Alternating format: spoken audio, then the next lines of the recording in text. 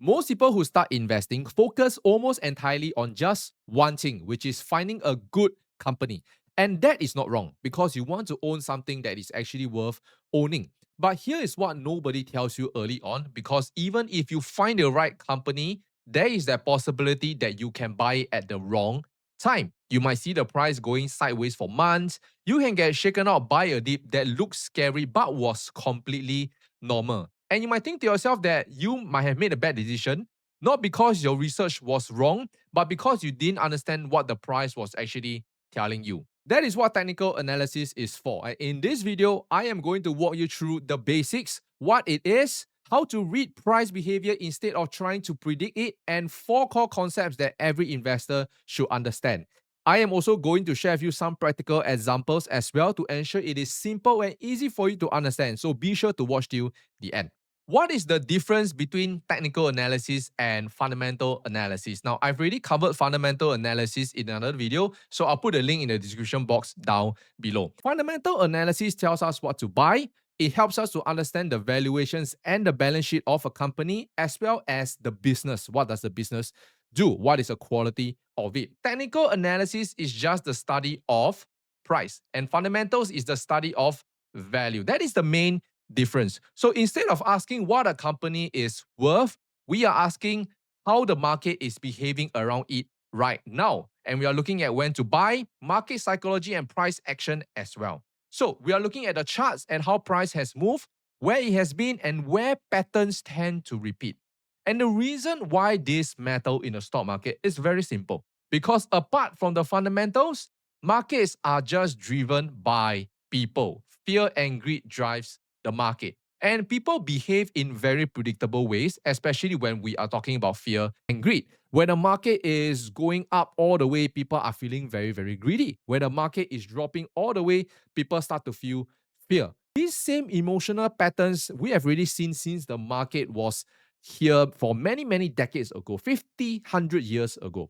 And once you learn how to read them, you will notice that price will stop looking like random noises and it will start telling you a story. So, what are the 4 core technical analysis concepts that I'll be going through with you today? The first one is support and resistance. The second one, I'm also going to show you how to read candlesticks. The third one is we are also going to look at trends and this thing called moving averages. And last but not least, we are also going to look at momentum. Now, let's start with the first one, support and resistance. And this one is probably the most useful thing you will learn in technical analysis as a beginner. So let's start with support first. Support, just think of it like a floor, right? It is a price level where buyers tend to step in, right? So every time prices drop to that level, there will be demand shows up, and price will generally push back up. So this is not magic. It is just that there are enough people that see value at that price and they determine that the price is holding at that level. That is where they place their demand over there. Now, resistance is opposite, right? Resistance is the ceiling. So it's like you are in a room. The support is the floor, resistance is the ceiling. And it is a level where sellers tend to appear and stop the price from going up higher and bring it down over there. And maybe this is where people who bought earlier are looking to take profit. Now, there's also cases where the price can break past the resistance, and now this resistance will be called resistance turn support. So RTS for what I mean. And at the same time, for a support line, it is possible for it to break below that, and we'll call this line the support line turn resistance as well. Here's why this matters. Because when a stock approaches a support level over here, this is very, very different from when it pushes up against the resistance. So this context will change everything. And just being aware of these levels will help you understand whether a move is significant or whether the price is just doing what it always does in the range. Now, let's do a very quick practical example of how to actually spot the support and resistance line. So this is the chart of NVIDIA, and roughly you can see this looks similar to the earlier range that we draw as well. So I want you to try to practice to draw it. So just pause the video over here and try to draw the support and resistance line. Now, I am going to show you how it roughly looks like. So based on the points where it all cuts, you can see that there is a support right around here at the 170 for NVIDIA. And where is the resistance area? It'll be roughly around here. Now, some of you are thinking, what about this portion over here? So you can see that this is in a way the line that it was a resistance and it broke to become a new support. But right now, the price actually pushed back down. So now this is a resistance back again. As you can see, it is actually being reflected from the latest few prices. So similar to the support as well, you can see that around this range, it has been kind of like bouncing around the 170 region for quite a while. But looking at the most recent time, it has broken below that 170. So this line, initially, it was a support, but now it is turned to be a support turn resistance line. Let's look at the second concept, which is candlesticks. So if you have ever looked at a stock chart, which is what I showed earlier, and you notice that there are these two little colored bars, which is basically red bars and green bars. So these bars are basically what we call candlesticks. And each one of these bars, despite how it all looks varying shape and sizes, each one tells us a story about what happened during that particular time period. And a time period can be in day, it can be 1 hour, it can be in week, or it can be as short as seconds or even 1 minute. Now, each candle shows 4 main things. Number 1, where price open. Okay, so where is the price open? It will be right over here mainly. Okay, so there are two kinds, the green and the red, but basically where price open and close, it will roughly be this range. So depending on the color of the candle, which I will talk about. And the next one is how high and how low it went, which is denoted by this upper wick and this lower wick. And this whole candle that you see over here reveals that full trading range for that particular time period. Now, remember that I just shared earlier that this top is represents either the open or close, and the bottom represents the close or open. So why is there this difference? It is dependent on the color of the candle. Okay, so green basically it means that on that day itself, if we are looking at the daily time period, that on that day the market was green, whereas red is when the market is red. But basically, a green candle means the price closed higher than it opened. So this is the open price, and this is the close price. Whereas a red candle means that it opened at this higher price and it closed at the lower price. So this basically shows who won that session for that particular time period. So when you know the colors of the wick, you understand how a wick looks like. The shape of the wick matters as well. So for example, if we are looking at this wick, which has a very, very big range over here, a very thick range over there, what it tells you is that there is conviction.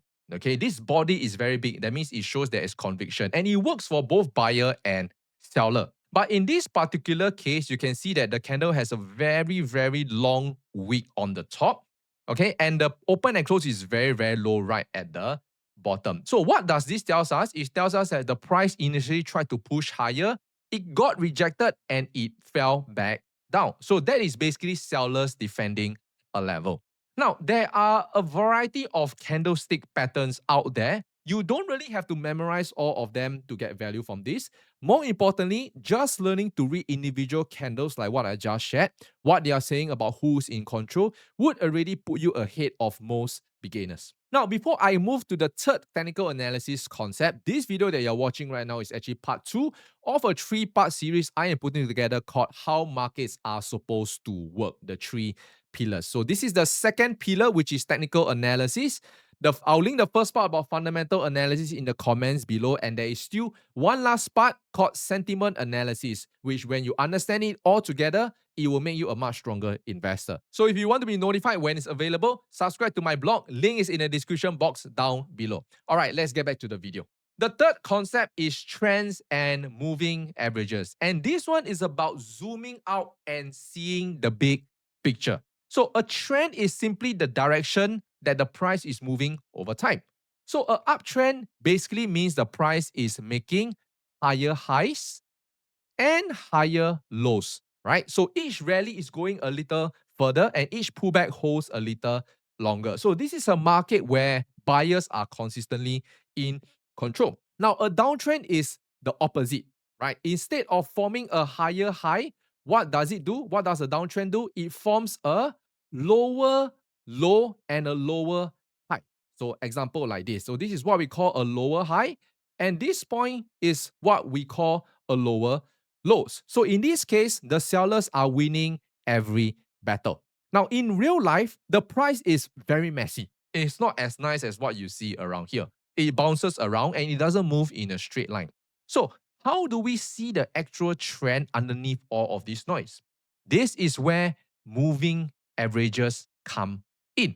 So a moving averages helps you to filter out the market noise, and it just takes the average price over a specific number of days. And these days can be, the most common one will be 20 days, 50 days, 100 days, or even 200 days. And it plots it as a smooth line on the graph like what you see. So all these jagged lines that you see is the price, and this smooth line that you see is what we call the moving averages line. Now, when price is consistently above that line, what we can say is the trend is up. When price is below the line, what we can say is the trend is down. So it's one of the simplest way to filter out the short-term choppiness and just see where things are actually heading.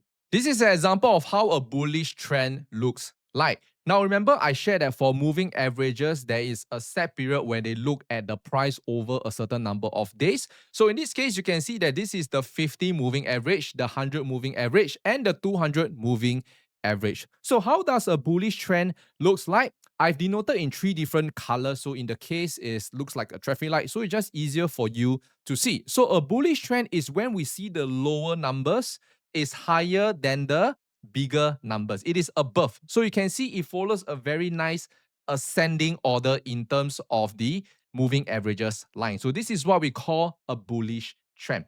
A bearish trend is the exact opposite. So you can see that these are the same 3 lines, the 50, the 100, and the 200 moving averages. But notice how the 200 is right above, followed by the 100, followed by the 50. So this is what we call a descending order. And this is where we can see that the price is going down. So it is a very clear bearish trend. Now, why is trend important? Because when you trade against the trend, this is one of the most common mistakes a beginner can make.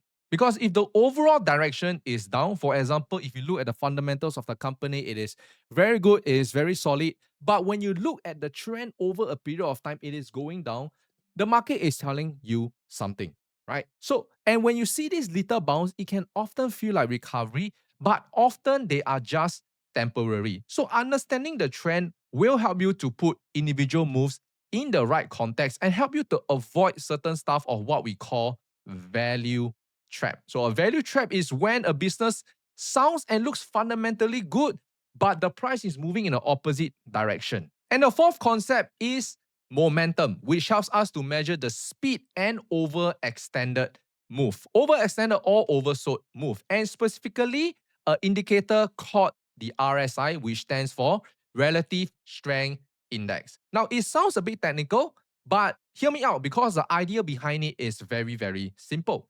So RSI measures how fast prices have moved recently. So it measures recent price speed.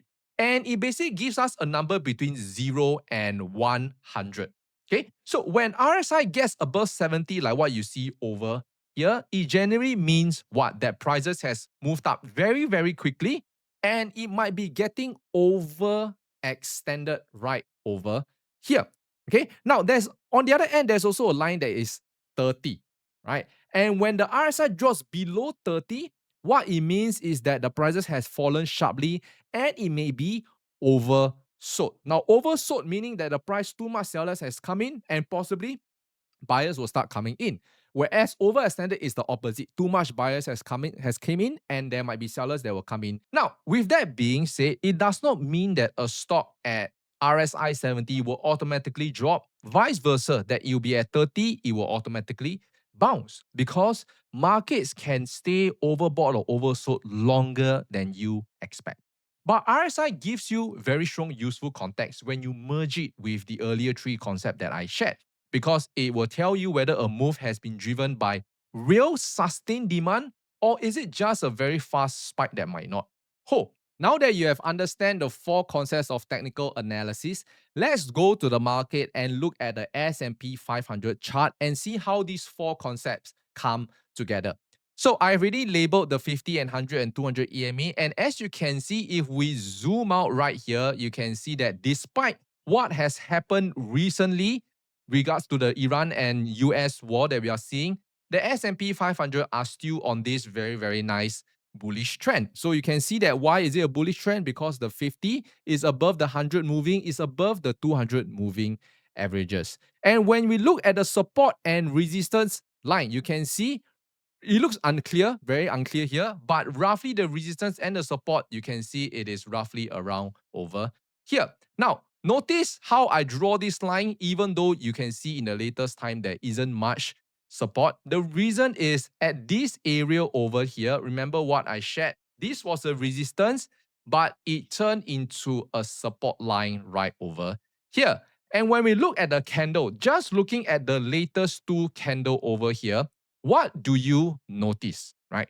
You realize that we talked about how the candle body tells us a story. And as you can see, the last three candle of the S&P 500, the body is very, very long. And the candle is red in color. So what does it mean? It means that over the past 3 weeks, sellers were in control. And in fact, on the previous third week over here, you can see that the price actually went all the way up. But throughout the week, it actually pushed down and closed lower, which also shows us that the seller was very, very much in control. When we look at the RSI is what you see over here. We are between that 30 and 70 range. So are we in an oversold or overextended area now? No, we are not. We are just still within this range. Now, this is the weekly chart. When you look at the daily chart, it will look a bit clearer in terms of the resistance and support. And you'll notice that the RSI changed as well. Notice how we are already at this oversold region based on the latest price movement. And again, remember we shared that RSI, it might not only be that once it reaches there, the price might go back immediately because the market can stay irrational for slightly longer periods of time. For example, back in March, you can see it actually went lower than before, but eventually at the end of the day, it still pushes up over time and continue its bullish trend. So when you understand all of these four concepts, combine them so you get much better context of how the market is moving. And it will help you to read behavior instead of predicting it because the goal was never to predict every move. In fact, it is impossible to predict the next move. The ultimate goal of us understanding technical analysis is to help you to make calmer, more informed decisions than the people around you. Because when the noise is very loud, when everyone is fearful, it is common for you to become fearful as well. And this understanding this concept together with fundamental analysis and sentiment analysis, which we're going to cover, it will help you to stay calm while others are panicking and to see opportunity when others see chaos. And technical analysis, at best, helps you to do that. It helps you to understand the when so that all the work you've done on the what actually has a chance to pay off. And that is what separates investor who consistently build wealth from those who are always trying to predict the next move of the market. Okay, not better predictions, but better understanding. That's all that I have for you for today's video. If you do enjoy such content, be sure to hit that like and subscribe button down below. It will really help me to create more of such content for you. And be sure to subscribe to my blog so you'll be notified when the final third part comes out. Thank you, and I'll see you in the next video.